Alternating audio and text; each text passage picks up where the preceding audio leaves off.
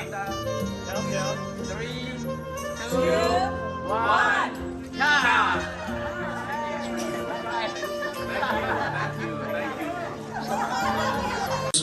The president of the Silicon Valley Chinese Technology Business Association, and he has a few words to say before we start the mayor's panel. Introducing Dior Wu, president of the Silicon Valley Chinese Technology Business Association. Gentlemen, welcome to the 2023 Smart City Expo in Silicon Valley.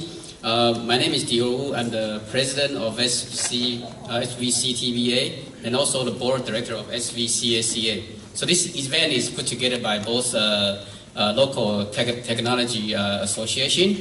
As Benny mentioned, in the past we've been doing this trade show on the weekend, and this is the first time we try to do it in the convention center here and try to do it in a more professional manner.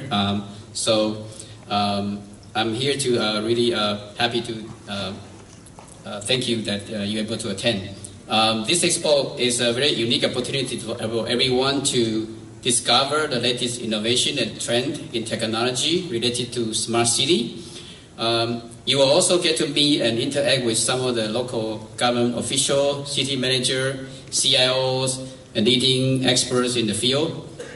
We have 10 free panels and keynote sessions, plus one startup pitch contest. The topic will include like a mayor panel, CIO panel, health panels, and especially the health panel today, we have 3 top doctors from the Bay Area to talk about anti-aging and also sleep and wellness, and also a few biotech company to have the same panel to discuss how to promote citizen health. So welcome to listen to this panel at 1 o'clock today. And we also have 2 IoT sessions, 1 AI and 1 cyber security, and 1 EV transportation session. So I'm sure everyone will learn a lot and enjoy the sessions. So one of the goals is also for our association to help startup companies. So this year we have 8 companies, actually 9 companies have been through the coaching program, and they will be here to pitch to the VCs. So we have a pitch contest with a reward. And we are also very honored to have online capital here to offer one-to-one on-site startup coaching here. So if anyone that are interested in growing your startup business, we have an on-site one-to-one session close to the window there that you're welcome to go talk to them, and they will help you to polish your business model. And so again, we also have another more than 50 exhibitors here from all the different industry. So this year we try to be more focused in the clean energy and IoT related, and so hopefully we can grow more opportunity for everyone. So again, without everyone's support, we won't be able to have a successful event. So thank you everyone, and enjoy the show. Thank you.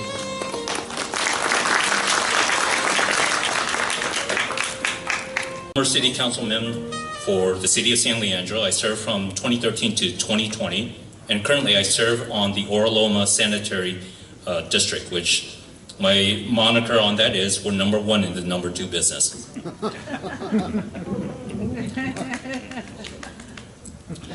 Now, public service is very important, and I want to thank you all in attendance and welcome to the kickoff panel discussion from elected mayors and leaders from around the Silicon Valley region. Smart cities concept is a marriage of ideas where both municipal policy and technology are focused on the same ideals: efficiency, effectiveness, and to make lives better. The matchup of the public and private sector is always a challenge, but with our panel today, we will work to clear up those challenges. Due to the panel size, we're going to ask these elected leaders to not pontificate, not talk politics, but to be brief to the point. We need answers today and not policy speech. They will limit their responses to just a minute, providing all of you the bullet points that will make our cities better and how to work and engage with government to take advantage of some of the policies. I ask that the panel come up and have their seat. All our elected leaders, they do the public service, and we have to thank them because it's not an easy job. And one thing you'll notice is we have 2 men in the middle and 4 women, 2 on each side. And so I'm going to tell these 2 guys, you got to be careful because they'll kick your butts.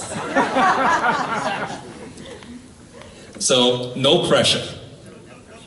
So the first thing that I'm going to ask each of the elected leaders to do is to introduce themselves, talk about their city briefly, the approximate population, and 2 or 3 characteristics that differentiates them or their city. So we're going to go from left to right, and we're going to alternate. Good morning, everyone. I'm Yan Zhao, Vice Mayor, City of Saratoga. The population in our city is about 33,000. Our city is located at the foothills of the Santa Cruz Mountains, on the west side of Santa Clara Valley. We're about 12.5 square miles. 99% of our city is residential areas. We have very limited commercial business, but we do have, quite a few historical sites, like Villa Montalvo, Hakune Gardens, and Mountain Winery, and also a historic downtown. So welcome all of you to visit our city one day. Thank you, Yan Zhao. Good morning. Hi, everybody. I'm Fremont Mayor Lily May, and I'm proud to be the mayor, the first woman and the first minority mayor in our city's history. We're a city of close to 250,000 people, and one of the things that's also distinguishing of our city is that we're the 6th largest API city in the United States. We are also very proud in the last couple years to reflect that diversity in our leadership. We have the first time ever women majority. We also have the first time ever a minority majority council. The other things that are important to note of our city is that we are a city where great things get started and get made. We are home to over 900 manufacturers, over 92 square miles, and with the focus right now on onshoring manufacturing and biomedical and other areas, we are at the heart and at the center, and it's where many great things get started. In closing, I would also invite you to come visit us, and if you would like to extend your business, one of the things that makes us very special is the ecosystem, everything from the contract manufacturing, supply chain, and the ability to scale up and have logistics, and we're proud to be part of the regional solution. And so I see many of my fellow mayors here on a regular basis. I have in the audience one of my council members, Councilmember Kang, and also one of my planning commissioners, Benjamin E. So we work together as a community and as in our efforts, and we'll be talking about some of those smart cities and look forward to sharing that with all of you. Thank you, Mayor May. Kashif? Good morning, everyone. My name is Kashif Kadri. I am a council member in the city of Dublin, California, which is in the East Bay, surrounded by San Ramon, Pleasanton, Livermore, etc. We're a city of about 70,000 people. We're pretty small, but growing. We've been the fastest growing city for a number of years, and that continues. I think with that comes growing pains, and happy to talk about that in the coming panel. I'll also point out that we are more than 50% AAPI, which is great, and I think our city council reflects that. The diversity and the strength that we bring with that is always a great thing. And yeah, we're a great city. Would love to invite all of you to come visit us, and excited about this panel. Thank you to the organizers for having me here. Thank you, Tasha. Great. Hi, my name is Greg Lynn Tanaka. I'm on the Palo Alto City Council. I think Palo Alto is probably most famous for kind of being the startup capital of the world. So Facebook, Google, HP, a bunch of iconic companies started in Palo Alto. Myself, I'm also an entrepreneur. How many other entrepreneurs are out there? Any others? Okay, a few others. That's awesome. So I believe that entrepreneurship is the lifeblood of this country, and we want to encourage it and make it easier. Our city, while big name, we're relatively small. We're only about 75,000 people. Although during the day we doubled in size to maybe about 150. This is pre-pandemic. Now a lot of people work from home. But we want to encourage you guys, if you guys think about your next start, come locate in Palo Alto, and we want to make it easy to do business here. Thank you. Great. Hi, I'm Liang Xiao, council member from Cupertino. Cupertino has about 60,000 people. A small city too, but we are the heart of Silicon Valley because Apple started Steve Jobs started in a garage in Cupertino, and Apple headquarters is in Cupertino. If you bring up your phone and iPhone app, you will see Cupertino on there.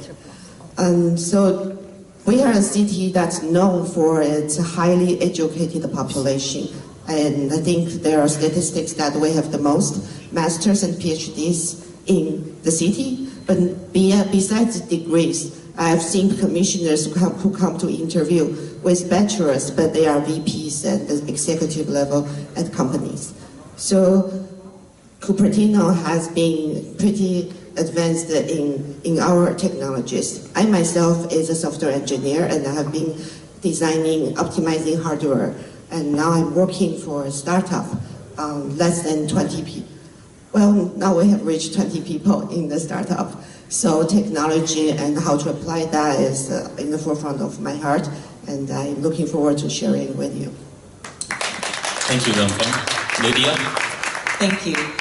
Good morning, everyone. My name is Lydia Koo. I am at this time serving as mayor of the city of Palo Alto. My colleague Greg Tanaka has already given you a little bit of background about Palo Alto.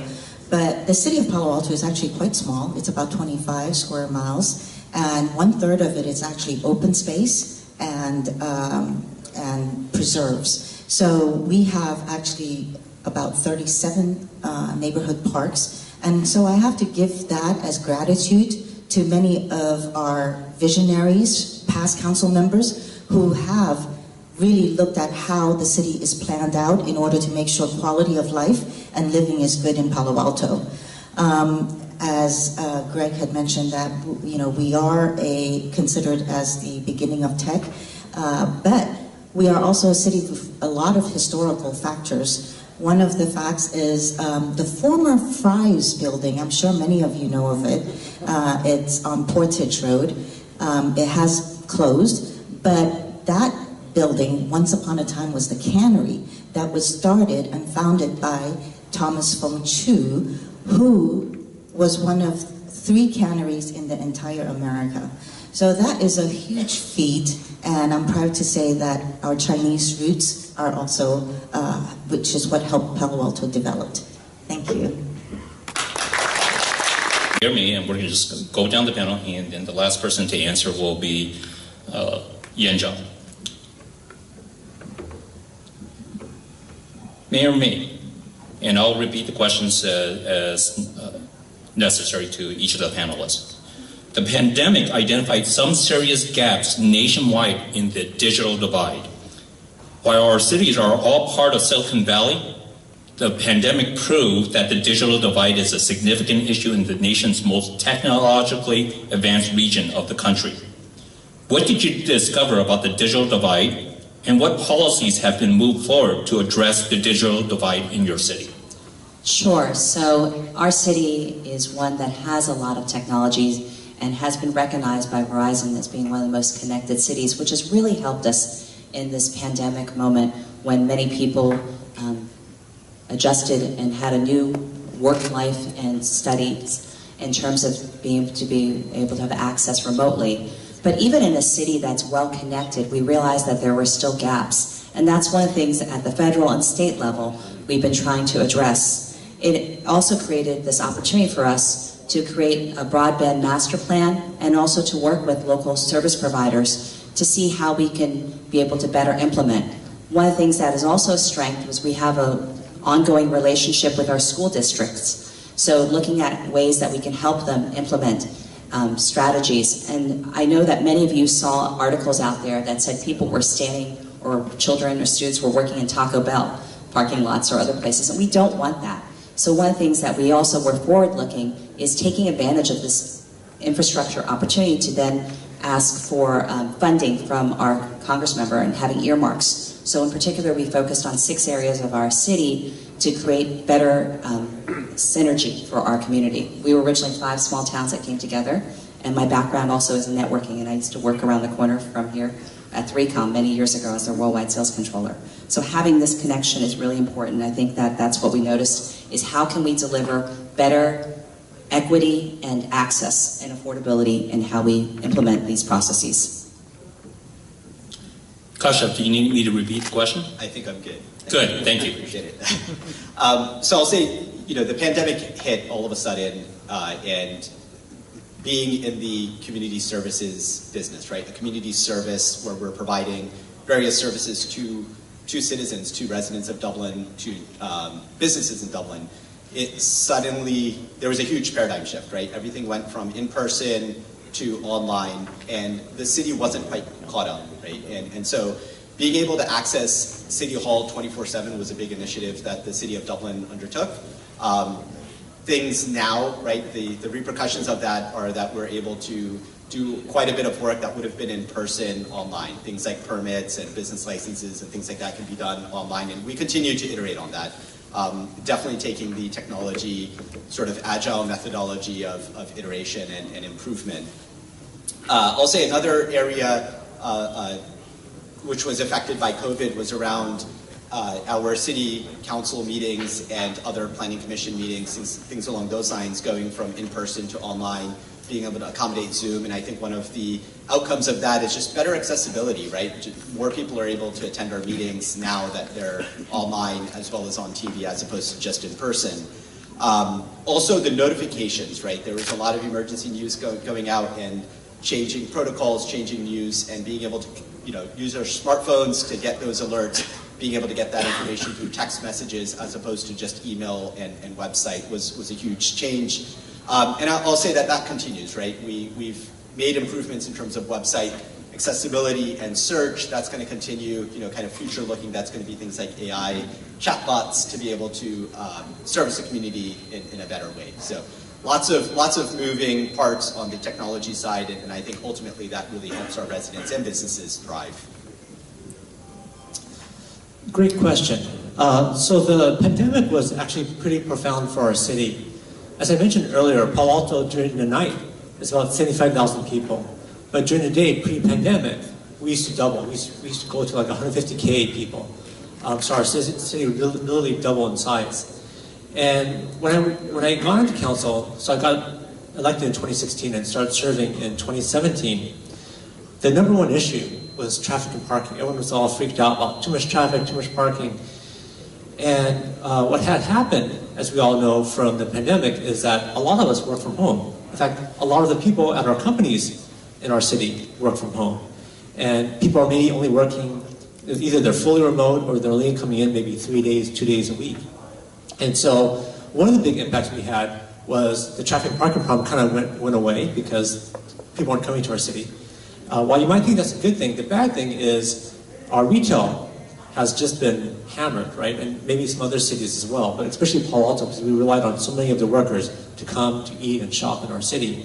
So we've seen our hotels revenue plummet, we've seen our retail revenue plummet, and if you guys go to University or California Avenue, you see a lot of vacancies, which is very unfortunate. So I think this means that we have to be more flexible in our policies in terms of filling these retail spaces with other types of uses. But I think the other thing that that this led is that our commercial retail sector, commercial building, not just in Palo Alto, but in general, you look at New York City or San Francisco, and you see so many buildings vacant. Stanford Research Park, which has been the hotbed of tech, and people, a very coveted place to have a tech company. They have record vacancies. We've never had more commercial vacancies. And we all heard about Silicon Valley Bank failing and First Republic failing. And the other sector that's probably going to have big issues because the commercial real estate sector is like a $1.2 trillion sector. But the buildings are probably worth a fraction of what they're on the books for. And so that's kind of another day of reckoning that's going to happen as well, is what to do with all these vacant properties and how to reassess it and how does it affect our banking system. So there's some pretty profound issues that, Palo Alto is kind of a reflection of this. But I don't know whether, because we've been in our city so focused on traffic and traffic and parking issues, that I don't know if we really have kind of woken up to the issue that can we get businesses back into our city? Can we get our retail sector back in place? Can we get the workers that used to come to dine and shop and live in our city and stay in our hotels to come back? So I think that's a challenge that we're just now starting to wake up to, and ones that I'm trying to push on and trying to make better. Thank you, Greg. And you just heard it. There's some opportunities. There's some retail spaces available as well as commercial spaces. Now's the time to negotiate better rates. Langfang? Yeah. And I have to say that, Apple is headquartered in Cupertino, but one big conversation we always had is how do we diversify our tax base? That's the challenge of every council that we are facing. So we welcome companies to set up shops in Cupertino so we can diversify the tax base. And in terms of digital divide, I think the pandemic, I see that it actually helped close the digital divide, especially between generations. Before pandemic, so many seniors who would never dream of attending Zoom meetings, virtual meetings, and now they love it. They can attend meetings from all over the world, all over the United States. And we see that students, only some of students would have laptops, have access from home. Now, because of pandemic, there was an initiative to push to have laptops for every student, and now so many people have access to technology. So challenges always bring progress. But then in Cupertino, we have worked towards having Wi-Fi access in all of our city facilities so that it could be available for anyone who needs access. And even beyond pandemic, power outage due to weather or summer shut off results in students and people need to work from wherever they can get Wi-Fi access. And that's a need of everyone. And also we are all working toward expanding Wi-Fi access to some of the parks so that more people have access to our Wi-Fi. The city has published a master plan for broadband that we hope to expand our broadband plan, but that require a lot of extra funding from federal and state that our staff is actively pursuing those. We have, even before the pandemic, we have adopted a remote work plan to provide laptops and VPN access for our employees to work from home. And as a result, we actually moved really quickly to a virtual working environment. And our plan check, business application, a lot of operations was already moving towards virtual digitally, and now it's all digital. And then we have a city app, Cupertino 311. Residents can pick up their phone and report a tree fall down, any code violation from their phone, and they can check their status. So I think even people who don't have Wi-Fi access at home right now, they all have a cell phone. So bringing more city services to the mobile will be, I think, something that every city can work for. Thank you, Langfeng. Now we're going to get a little treat because we got two individuals from Palo Alto, and of course you already heard some of the challenges from Councilmember Tanaka. Now we're going to hear from the mayor, and no pressure. Thank you, Penny. So I'm going to align with a lot of comments that Councilmember Chow made. Palo Alto is very similar in terms of making sure that we have Wi-Fi available, especially during the pandemic. As she said, challenges, there's always solutions to it, and we certainly did start looking into solutions, and we've actually come across and resolved a lot of them. But I think that the pandemic actually gave a lot of opportunities for hybrid meetings, and although the council and its commissioners have gone back to council and in person, we still afforded the opportunities for the public to continue to join through virtual. And that actually brings in a lot more participation. and that's what we've seen. So that is a positive side from what we have found out from the pandemic. The other thing that we had noticed during the pandemic is because we were transitioning so much onto the internet, there was a lot of cyber break-ins. So there was a lot of attempts in order to break in order to do mischief, and even some of our hybrid meetings our Zoom meetings during the time, there were individuals who tried to bomb it, but we have found solutions again for it.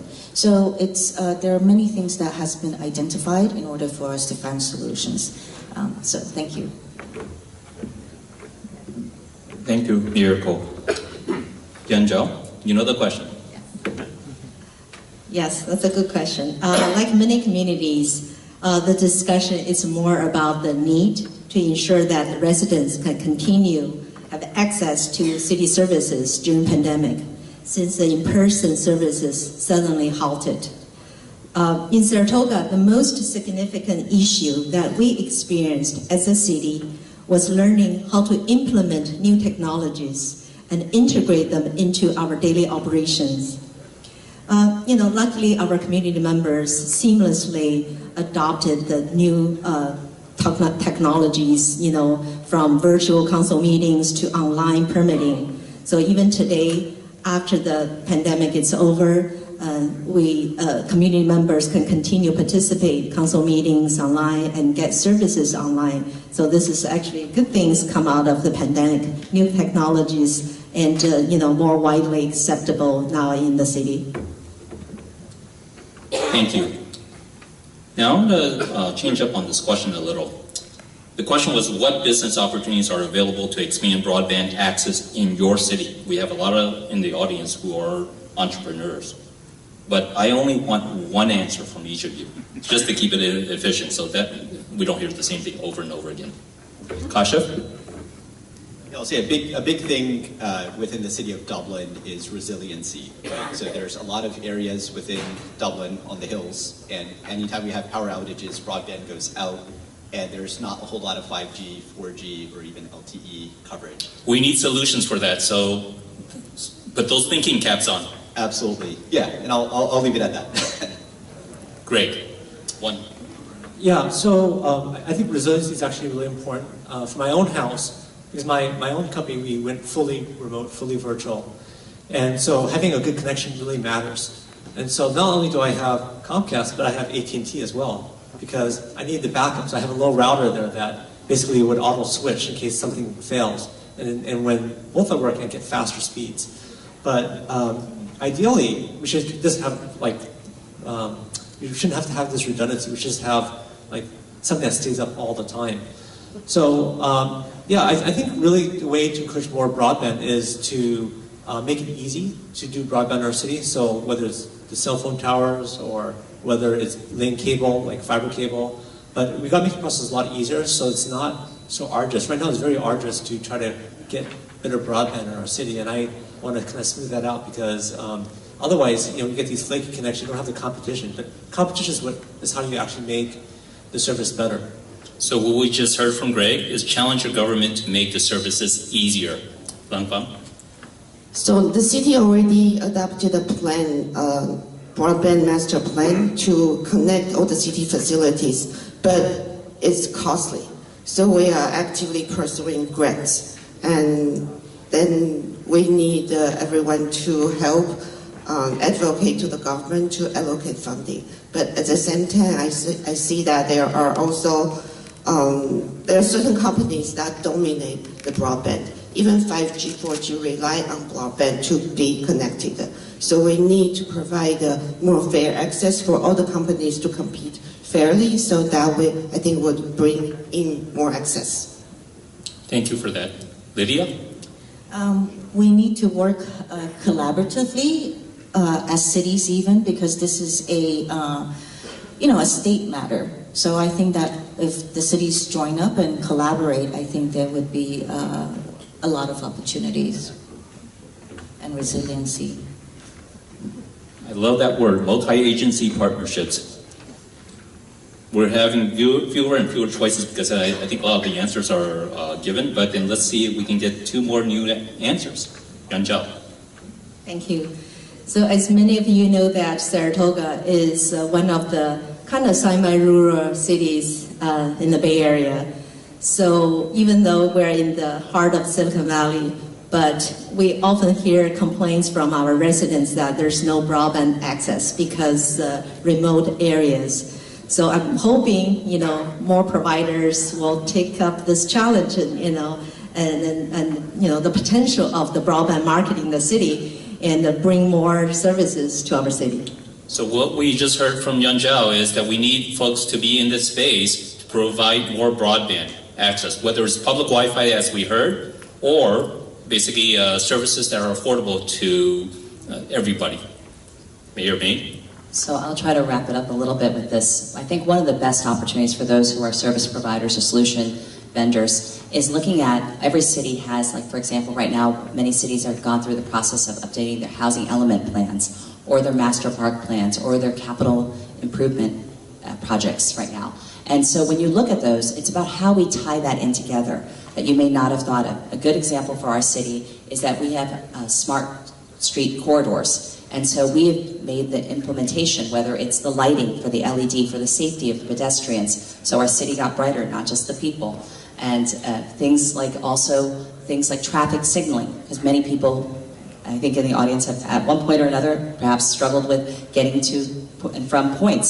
So where we are able to have intelligent sensoring and to be able to build that in, it's safer for people who are on bikes, on multimodal, and also for those who are traveling on cars.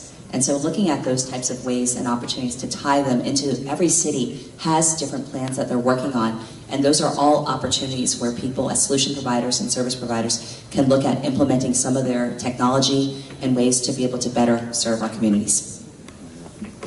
Thank you, Mayor May. I'm going to change it up a little bit. The first 3 months of this year have had the most dramatic weather events ever since the Great Flood of California in 1862. In 1862, the governor actually had to be sworn in a boat because it was flooded. It was the worst rainstorm in the 160 years. We have a record of 15 atmospheric rivers that have devastated our counties and many areas of California. The last 6 years have had more than half of the extreme weather events of the last 60 years.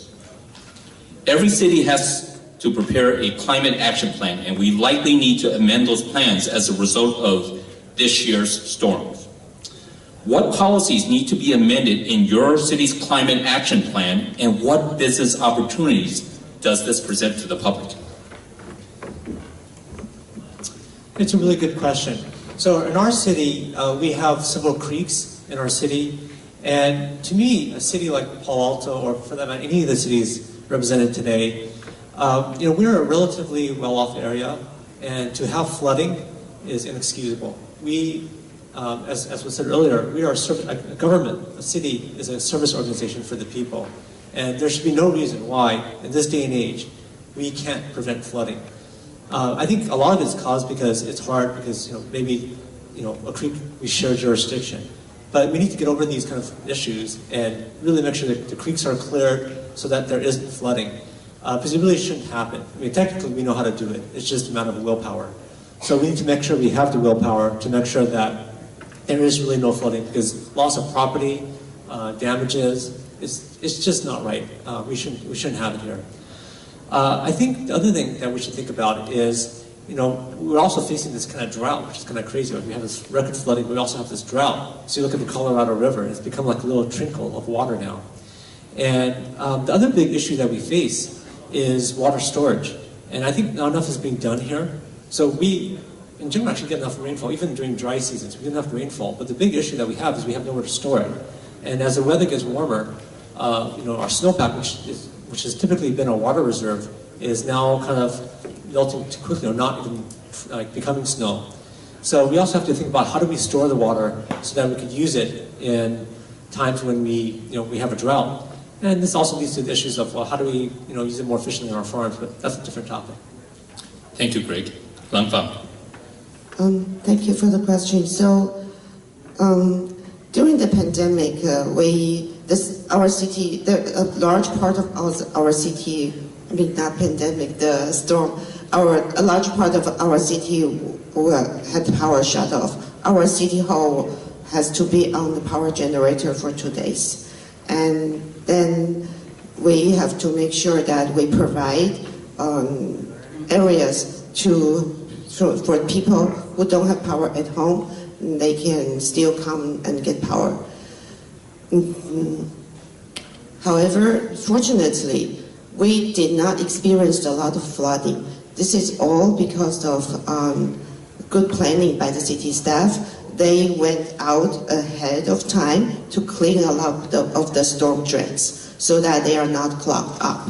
And during the summer, we do have areas that will be high fire hazard. And we have volunteers. They go out door to door to alert everyone, to cut back their bushes, to do all the preventive measures to prevent. So this is, I think this kind of effort takes a lot of, not technology, but time, of staff time and volunteer time.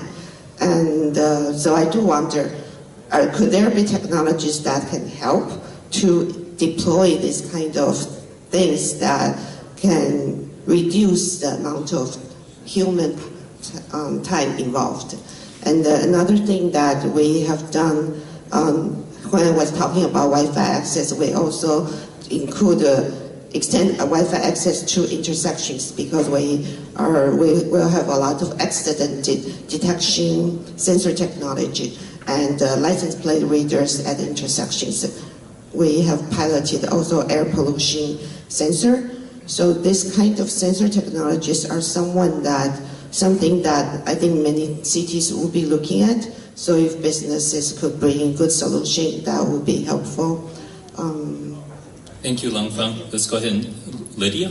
Thank you. A lot of this also, I think that especially with storms and emergencies, etc., we do need to have multi-district jurisdiction cooperation.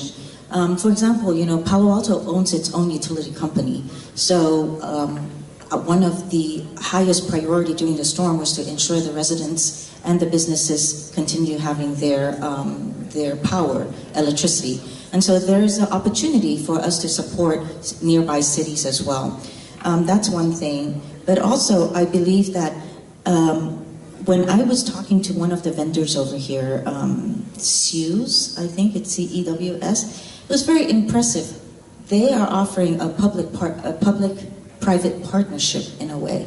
And I think that a lot of business opportunities is for you to think about what kind of public-private partnership you might be able to offer. This is valuable to the community, and as Benny said, one of our government duties is to provide efficiency, effectiveness, and also to make lives better. So I hope you keep that in mind as you explore business opportunities. Thank you, Lydia. It goes on the theme of resiliency that Kasha had mentioned. Yanzhou? Like Cupertino, actually we were quite lucky that we didn't have flood, but we did have a lot of fallen trees. As many of you know that Saratoga is a tree city, because trees can help build a better living environment. Speaking of the climate action plan, I want to just make sure I got this right. The city of Saratoga's climate action plan calls for a 40% reduction of 1990 emission levels by the year 2030. The city is making tremendous strides towards reaching this goal, and we have already reached 27% emission reduction this year. And the two areas of significant emissions include transportation and the residential emissions. The public and our partners in the business community can help us achieve even more emission reduction goals by investing in low emission transportation options and the clean, renewable energy options for residents. Thank you, Yanzhou. Mayor May? Sure. So real quickly, as mayor, I felt in the last 6 years Besides, we're blessed to be recognized as one of the happiest cities both times, but certainly during the pandemic and some of the challenges, it's been a struggle.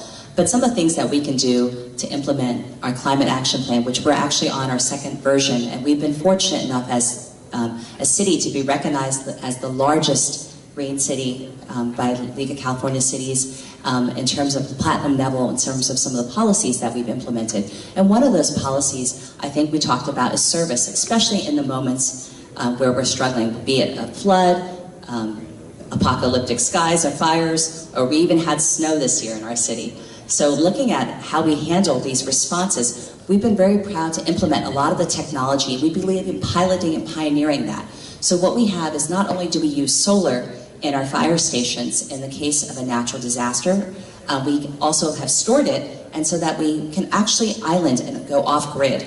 So we've implemented that technology in our city, and we've also shared that regionally with other cities, because we believe that there's nothing wrong with rinse, reuse, repeat, and recycling these ideas. And so right now we are working with some of our local vendors, be it Delta Electronics, and also Gridscape, to implement this in the region, because these ideas that we're using are really critical. We feel that it's important for us to be able to share these best practices and implement, and part of it is the permitting, having the technology, the supply chain, and the ability to respond if the need of repairs. So that's some of the ways that we were talking about earlier, how important it is to build resiliency and redundancy and to be prepared. I can't help it. I'm a lifetime Girl Scout and also a Boy Scout too. So.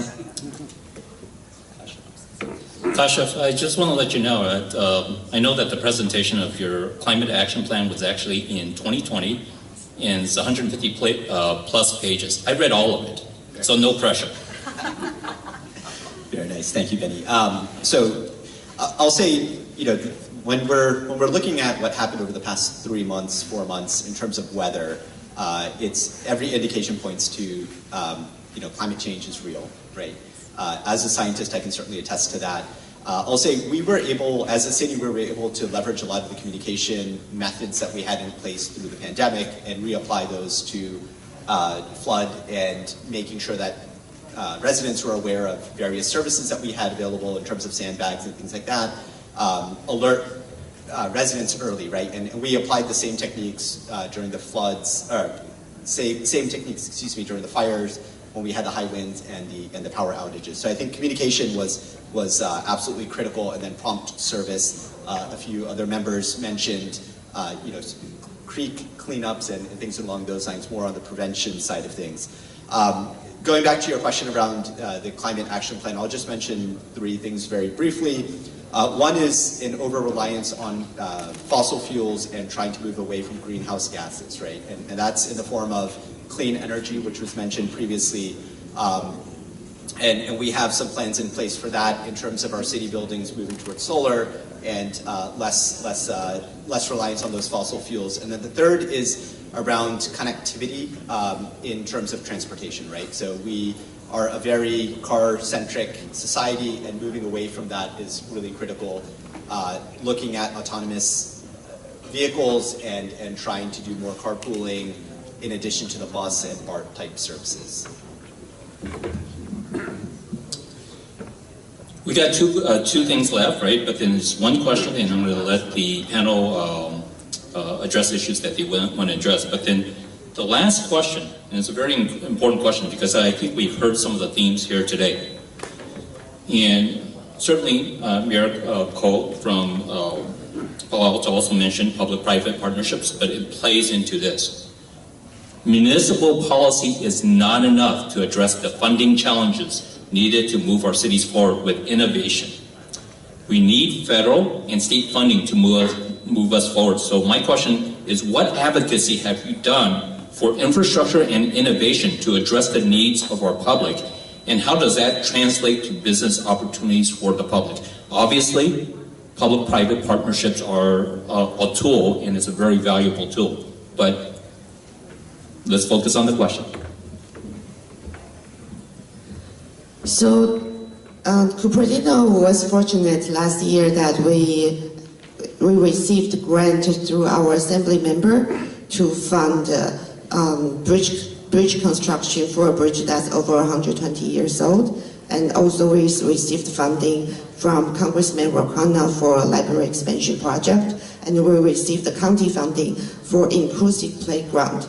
And at the same time, we also received a state transportation department funding to fund our VIA shuttle program, which provides electrical carpool that's on demand. Anyone in Cupertino can call to at any time. So this is for pioneering a way to reduce the greenhouse emission, but also provide transportation in our city, which is a transportation desert. So this year we are going to be expanding to Santa Clara, I think including the convention center, and hopefully that more cities will join, then we can use the VIA shuttle to go. So this is one technology that's helping us. And but then, like I said, we have the broadband plan, but we are still looking for funding. And we have received other grants for bike path project, and those also need funding and looking for grant. And then there are highway intersection projects that we are looking for grant, but at the same time, our IT department also pioneered an augmented reality project that will use augmented reality to educate people about decarbonization. Thank you, Lung Fun. Infrastructure. Yes, we need to come back to earth in terms of when we're listening to climate action plans, etc. Let's come back to earth and be realistic about this, right?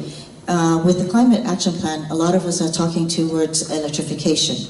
Now, if we don't have the foundation of the modernization and the expansion of the electrical grid, not just in each city, but also statewide, nationwide, we're not going to move towards that because there's no real support for that. So a lot of you looking for business opportunities really should be writing to your congressional people, writing to your assembly folks, writing to your senators to let them know that this is something that we need in order to build that foundation. Let's build the foundation and not put the cart before the horse. Thank you. Yanja. Saratoga is a small city. Like many small cities, it's really hard to get federal and state grant or fundings for infrastructure and innovation.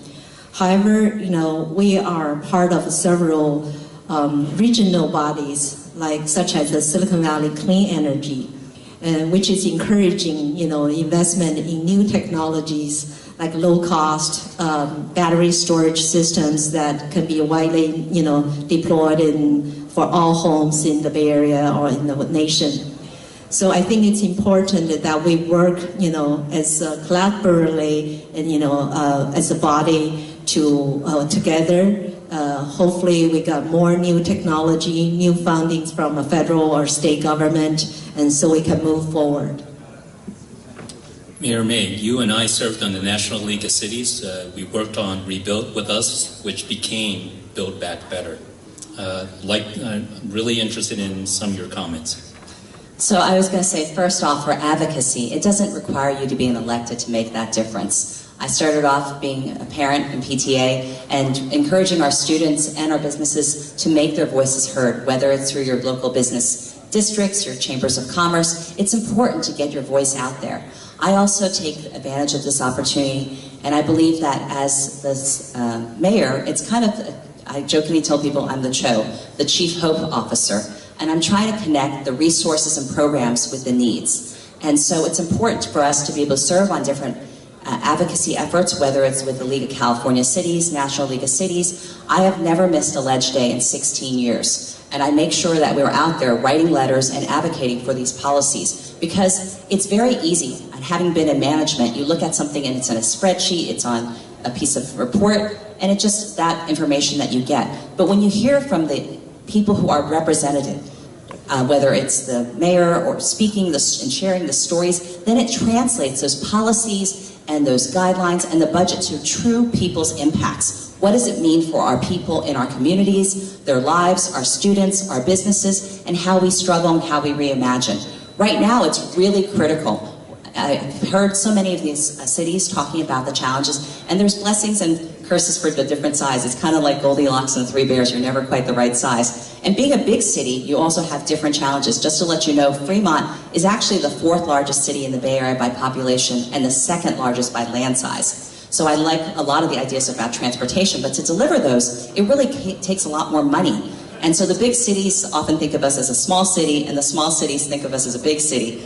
And so it is a struggle, but where we work together, and I think that's what I've heard from some of my fellow mayors and council members here, is that we can make our advocacy and our voices much louder, and we can get those ideas and projects answered. I know, having spoken with the Department of Energy, Department of Labor, and different organizations, MTC and ABAG here in the Bay Area, when you come together to voice your concerns and share those, I think the resulting policies are truly more reflective of the needs of the community and also ensure that the people's voices are being heard. And so I guess it's kind of teamwork, and together everyone achieves more. And so hopefully that's something that we can continue to do. It's an example of what we're talking about today, but this is the beginning of a conversation. This is not the end. And this is something that we really need to continue if we want to be able to successfully move to the future. Tasha? Yeah, I'll keep my remarks brief. So I think fundamentally there are 2 problems that every resident are always concerned with: safety and traffic, right? In terms of traffic, there's 2, we have to approach that comprehensively, right? There's the infrastructure in terms of widening streets, adding highways, things like that. That's federal, state dollars, and a few of the fellow panelists described that. I'll say the other side of that is, how do you reduce traffic and increase safety without widening the streets, right? And that's where the innovation comes. That's where we need the partnerships, that's where we need the collaborations from businesses that are operating in this space, right? Mayor May mentioned smart traffic lights and easing some of the congestion there, right? It's how do we innovate on that, and how do we bring smarter technologies here? And we obviously live in the Silicon Valley, right? There's a lot of really smart people and smart entrepreneurs out there. How do we leverage that in terms of partnership and technology? And Dublin has been doing this, and we certainly welcome that. But it's about collaboration and finding smarter ways, better ways of dealing with the problem, not just widening streets and adding more streets. Greg? Yeah, I kind of think about this in 3 steps. So I think the first step, as an entrepreneur, and it sounds like there's a few entrepreneurs out there, but I think the role of government is to make sure it's easy to do startups, right? Not hard. Because as a business owner, as an entrepreneur, I realize it can be very, very difficult, especially when you're first getting started. So I think one role of government is to not get in the way, to make the regulations easy, to make it easy to do business. I ran an IoT company for a while, and make it easy to adopt this new technology. I think it's critical in order for our country to advance. And I'm a really big fan of technology, because with technology, the potential here is to actually grow the pie, to actually make it so that everyone could win. Because so often when we think about things, especially in politics, it's, take from one side, giving to another side, and this is kind of zero-sum thinking. But as technologists here, the really neat thing about technology is that everyone can win, right? We can have more for everyone. The quality of life for everyone can actually be better with technology. So I think it's really important that we support it, we invest it, we help the entrepreneurs in this field, we help the business owners, because I think this is how we all benefit, is by making technology more useful, by making it more pervasive in our society. And the last point I'd like to make is, I look at China, and they have this plan to be #1 in AI. They have a plan to be #1 in fusion, #1 in all these amazing areas. And in the past, the United States used to be like that too. We had DARPA, which invented the internet. We had all these kind of very fundamental technologies that were sponsored, kind of like what China's trying to do right now in terms of being #1 in these fundamental technology areas. And from the federal government side, you've seen it kind of fall off the cliff. And I think it's unfortunate, because I worry that if we don't invest in technology, if we don't make it easy to implement technology, that other countries, and we take it for granted that the United States is #1 right now, but I think if we don't invest, if we don't try to foster this technology lead, we are going to fall behind. We'll be #2. And I think life as being #2 is not as #1. So I think we want to really make sure that we support the development of technology in our country. Thank you, Greg. We're going to move on to our last question, but I just saw Supervisor Dave Canova come in, and I just want to let you know, I used to work for the County of San Mateo. This guy is a champion for everyone. So, Dave, will you just stand up? I just want folks to recognize you. He's going to come into the stage. It's not going to be easy. Okay, so in closing, I want to thank you for your participation on this panel. I'd like to give each of you less than a minute to close off on one item you think is important to drive positive socio-economic business opportunities and collaboration in our region. We'll start off with Mayor Lydia Ko. One item, so I think one item in order to drive socioeconomic equity, I would say let's look into monopolies. I think a lot of times, I'm a small business owner, and when we have monopolies, it stops competition, and I don't think that is good, and it also drives up the cost of living. Thank you.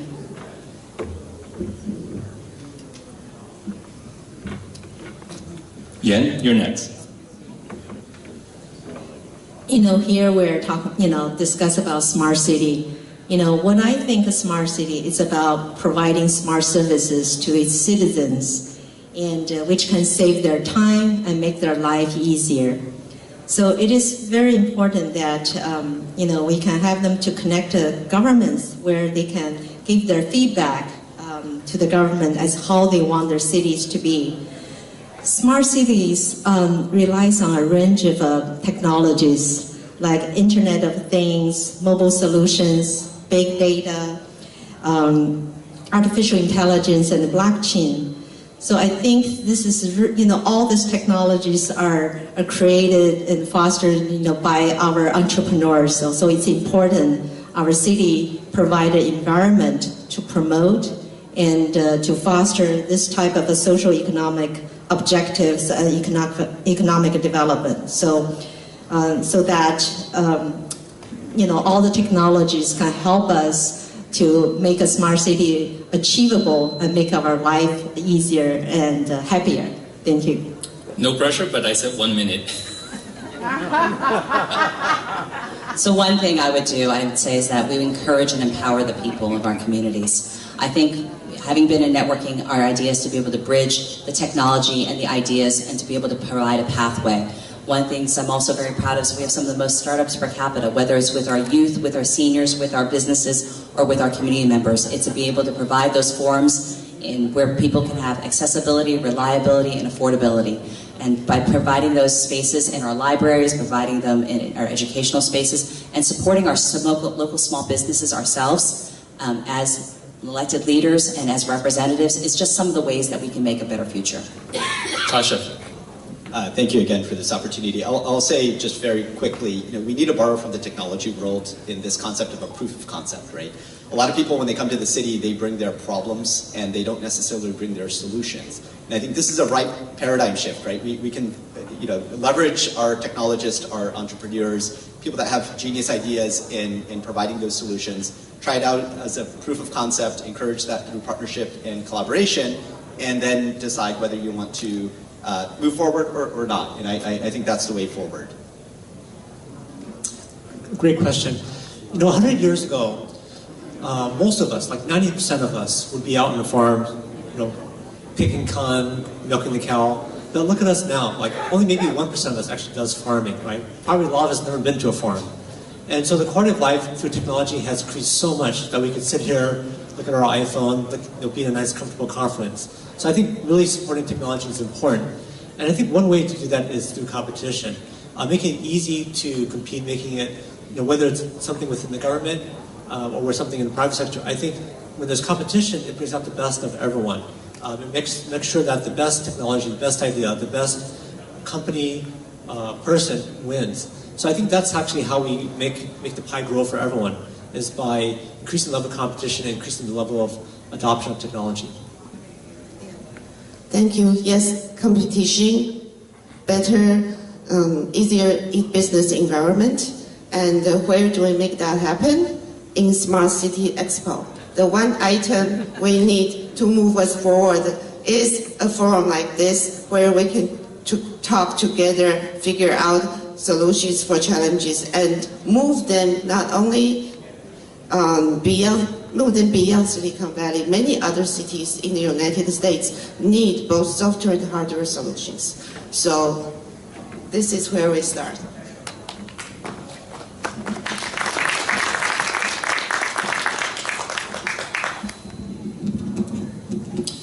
I might as well just use this because I'm having trouble just trying to stick this into that thing. I'll tell you, when we started out this panel, I said that there was 2 guys and 4 women, 2 on each end. And they're all Asian, the women. You heard the term tiger moms. These are tiger electeds. And these 2 guys in the middle, they held their own, right? And I'll tell you, opportunities do exist. That's why they are here. I encourage you to reach out to them, as well as any of the electeds in your cities, because that's how we move forward. You got to bring solutions.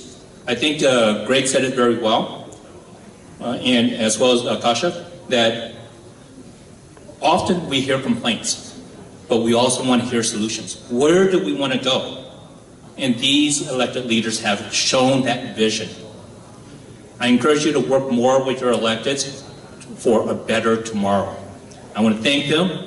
Right? We do have another aspect of the panel, and you got to sit your butts in the seat. Right? Stay there, because I think this next thing is going to be wonderful. Helen, do you want to present? Okay, I have to thank you for everybody to show up in such a busy day, and also all the dignitaries in such a busy day. They're going to show up to our event to connect with everybody else. So you guys want to do business, you know who to looking for it. Okay, our association also have a little plaque just for thank you for you guys to show up. So I'm going to present our president, and I'm also going to present our Silicon Valley Chinese Computer Association, Business Association, and President Li Minghu, and Dio Wu to give you all the plaque.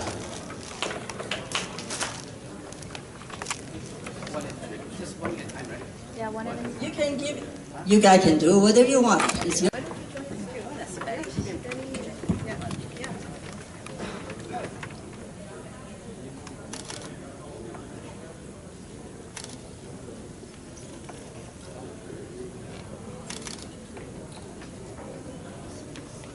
Thank you. Thank you, everyone. do not take off yet.